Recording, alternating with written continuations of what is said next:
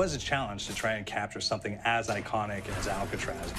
You know about this. This is arguably the most famous prison in the world, and now you're in it. Just the space, the physicality of it, because it's quite claustrophobic.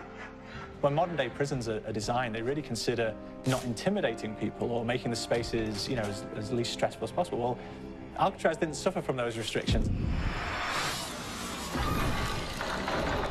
They did the research, they went out, studied Alcatraz, not just from books or internet. They were actually there to feel the environment, so it really sets a mood that gets you a little spooked.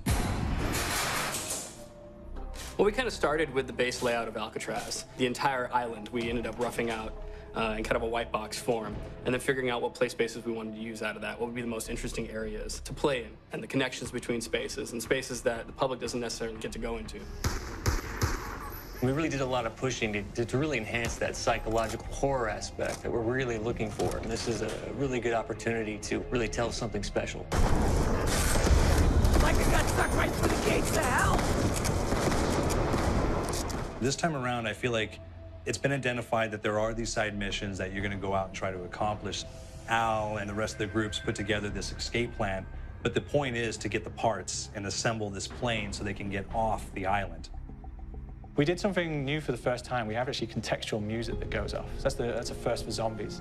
And it's all based around this horror thriller aspect. Every location will have a specific stinger that you hear when you find it, when you discover it, when you start unraveling the story. We start building on the music that you're hearing, and it's really enhancing that experience and going along with it in parallel.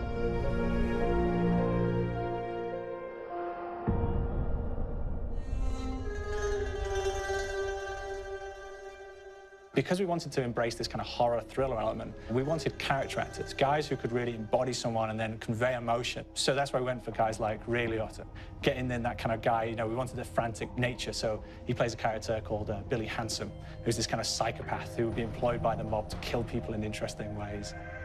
Chaz Palminteri, he plays a guy called Sal DeLuca, an old mob boss. Michael Madsen playing Finn O'Leary. He's kind of worked himself from the floor, from the streets. He's got his hands dirty in the blood and the guts a couple of times. And then we had Joe Pantoliano, and he plays Arthur Arlington, who's nicknamed the Weasel.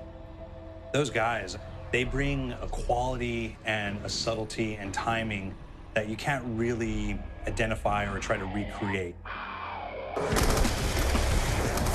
Bring it on, you dirtbags!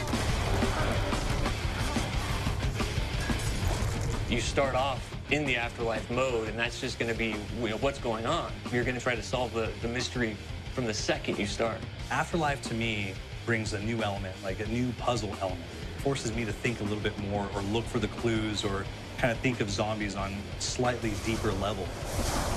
You see clues throughout the map that tell you, ooh, perhaps if I'm in the afterlife, I can interact with this object, or there's some puzzle going on here that I need to be in the afterlife. Back east, I whacked a dirty dentist with one of these.